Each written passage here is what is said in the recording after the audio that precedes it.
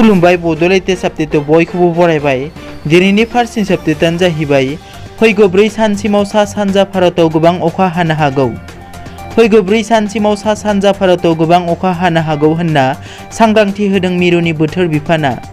बोथोर बिफाना मिथिहोनाय बादिब्ला मणिपुर, नागालेण्ड, मिज'राम, त्रिपुरा, मेघालय आरो आसामाव गोबां अखा हागोन।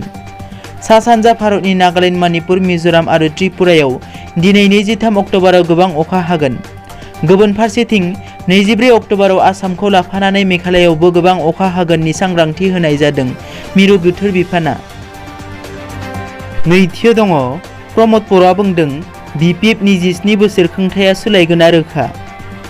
फैगौ BTC खुंथायनि बिसायख'थिखौ लानानै गासै बिटिआर हालामावनो गुबुन गुबुन राजखान्थि दोलोफोरनि फोसावदिंनाय हाबाफारिखौ गोख्रोङै खालामनाय नुनो मोननाय जादों। बेनि गेजेरावनो BPFनि आफादगिरि हाग्रामा महिलारिखौ थांखिनानै गोख्रों रावजों सोंखारिदों UPPLनि आफादगिरि प्रमद बर'आ। बिटिआर ओनसोलाव रायजो जानाय सुबुंफोरा सोलायनायखौ लुबैदों। हाग्रामा महिलारिनि 27 बोसोर सरकार सोलायनायनिफ्राय उदां जानो हास्थायनानै दिनै गोबां रायजो राजाफ्रा लैहोर लैहोर ओंखारबोदों होननानै सुबुं हानजा सुरनाय हाबाफारिनि गेजेरजों UPPL दोलोनि आफादगिरि प्रमद बर'आ बुंथिदों। गुबुन फारसेथिं BPFनि मन्थ्रि प्रमिला रानी ब्रह्मआ बुंनाय BTCआव जेबो जाख्ल'नाय जायाखै होननाय बिबुंथिनि सायाव नेवसिनानै बुङो दि BTCआव गोलाव 27 बोसोरावनो गोबां जाख्ल'नाय आरो जेबो गेनाखान्थि गैयालाबासिनो सोलिबोबाय। बे गेनाखान्थिखौ जुदि सोरबा नुवाखैब्ला बेनि सायाव जोंहा जेबो बुंनांगौ गैया होनना बुंदों प्रमद बर'आ। थामथियाव दङ गुवाहाटीआव फिन ब्रयलारनि दखानाव मोसौ बेदर। नुनमाथिनि उनाव फिन अदाल बाख्रायाव मोन्दों ब्रयलारनि दखानाव मोसौ बेदर। बे जाथायखौ लानानै ओनसोल नाङैनो दुंहाव थासारि सोमजिदों। ओनसोलनि रायजोफ्रा अजद होनायखौ लानानै ब्रयलार दखानिया मोसौ बेदर थानायखौ सिमान जादों। मख'नो गोनांदि दासिम बे जाथायनि सायाव पुलिसआ सासे सुबुंखौ खादों। ब्रैथियाव दङ डेंगु बेरामजों से सप्तायाव सा 13 सुबुंनि जिउ खहा। हादराव गिख्रंथाव कर'ना बेरामजों जुजिबाय थानाय समावनो उत्तर प्रदेशनि जनपदआव डेंगु बेरामा गोसारदों। रिपर्टनि बादिब्ला थांनाय 7 साननि गेजेराव सा 13 सुबुङा रुंसारि जानायजों लोगोसे दासिम सा 100निबो बांसिन सुबुङा बे बेरामजों नाख्रेबजानानै दं। बे समाव आग्रा, आलिगढ़, इटावार बायदि नोगोरमानि देहा फाहामसालिफोराव फाहामथाय होगासिनो दं।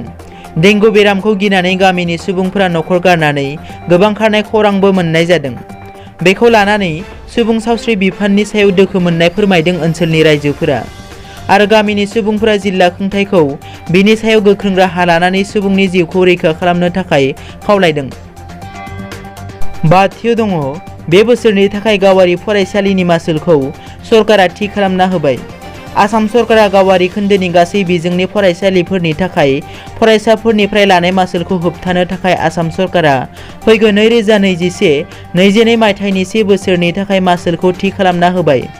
रायजो सरकारा थि खालामना होनाय मासुल बायदियै प्रि प्राइमारिनिफ्राय 5 थाखोसिम 27,000, थाखो 6 निफ्राय 10 थाखोसिम 32,000, थाखो 11-12 साइन्स स्ट्रिमनि थाखाय 37,000, आर्ट स्ट्रिमनि थाखाय 32,000, कमार्स स्ट्रिमनि थाखाय 32,000 आरो गुबुन गुबुन स्ट्रिमनि थाखाय 35,000।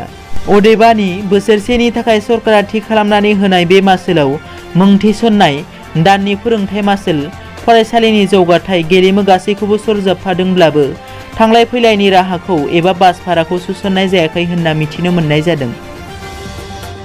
दथियाव दङ सरकारखौ लामा नायालासे रायजो राजाफोरा खौरां दैसायाव औवाजों दालां बानायदों।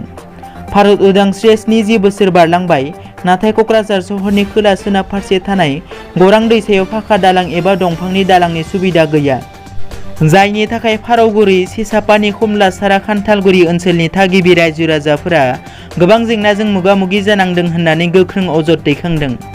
सरकारनि मावफुंनायखौ हास्थायालासेनो ओनसोलनि थागिबि रायजो राजाफ्रा कमलासारानि खौरां दैसायाव थांलाय फैलाय हान्था मेलानि सुबिदानि थाखाय औवानि दालां बानायना थांलाय फैलायनि राहा खालामदों। दिनैनि रादाबा एसेनोसै। नोंथांमोना जुदि आंनि चेनेलखौ दासिमबो साबस्क्राइब खालामाखै, अन्नानै साबस्क्राइब खालाम।